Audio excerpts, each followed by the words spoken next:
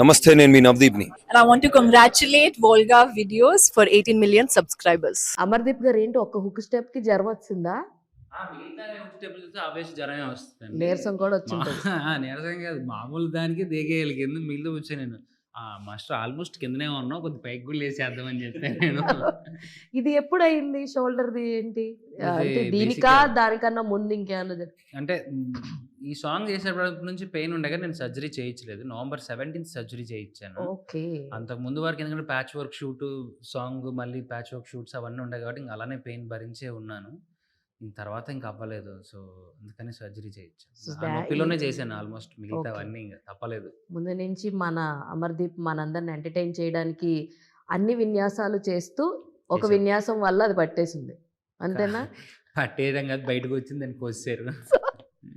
So మీ characterisation ఎలా ఉండబోతుంది? How audience will connect అంటే ఏం చెప్తారు? Of camera everyone loves Amardeep, చాలా జోయల్గా ఉంటారు, కామెడీలు చేస్తారు, అందరితోటి బాగా మాట్లాడతారు, ఈజ్ వెరీ ఎమోషనల్లీ అటాచ్డ్ అన్నది మేము చూసాం. సో ఈ సినిమా ద్వారా ఎలాంటి ఒక అమర్దీప్ని మేము చూడబోతాం? యాజ్ ఎ కృష్ణగా అంటే ఏం చెప్తారు? సో కృష్ణగా ఒక మంచి వ్యక్తి, మీ ఇంట్లో ఒక తమ్ముడు, లేకపోతే మీ అన్న, మీ పెద్దనాన్నో, మీ చిన్నన్నో, మీ పక్కింటోడు ఎలా ఉంటాడు అంటే బావ బామ్మర్ది లాగా ఉండరు అనమాట. ఉండవు. అంటే మరదల్లో అయితే బావ అవుతాను, అది వేరే విషయం. సో మీ ఒకేలా సపోజ్ ఒక యంగ్స్టర్లు మన చిన్న పల్లెటూళ్ళలో కిరాణా షాపులు పెట్టి ఉంటారు. Kirana shop is an emotion. Yes. So kirana shop owner ఎలా ఉంటాడు? ఆడి పైత్యం, ఆడి సరుకులు, ఆడి ముఖ్యమైన పద్ధతులు అయ్యి. సో అలాంటి పెళ్లి కాకపోతే ఎలా ఉంటుంది? ఫ్రస్ట్రేషన్ లో ఉంటారు.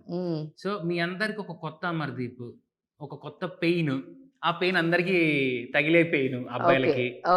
సో అబ్బాయిలకి ముఖ్యంగా తగిలే పెయిన్. ఎన్ని రాతలు ఉన్నా పెళ్లి రాత రాకపోతే ఏం చేస్తాను చెప్పండి.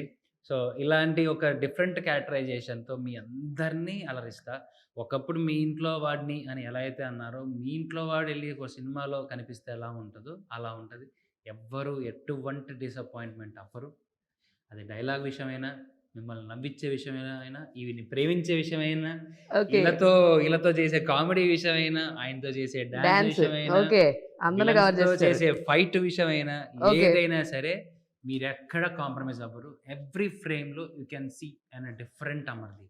బేసిక్ గా మల్లేశ్వరి సినిమాలో పెళ్లికాని ప్రసాద్ని చూసాం, ఇప్పుడు సుమతి శతకంలో పెళ్లికాని కృష్ణని చూస్తాం, అంతే. పెళ్లి కోసం ప్రయత్నాలు అంటే ఆల్మోస్ట్ సిమిలర్ గా అదే కదా, ప్రసాద్ వర్సెస్ కృష్ణ.